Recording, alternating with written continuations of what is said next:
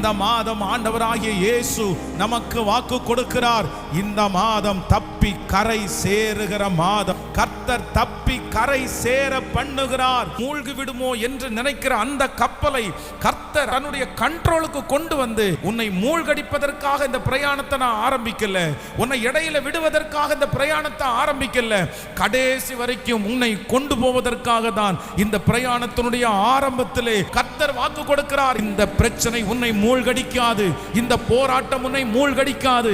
இந்த வியாதி உன்னை மூழ்கடிக்காது. நீ தப்பி கரை சேருவாய். நீ தப்பி கரை சேருவதற்கு நான் ஒரு உதவியை உனக்கு அனுப்புவேன். அவர் அனுப்புகிற முதல் உதவி, நான் உன்னை தைரியப்படுத்துவேன்.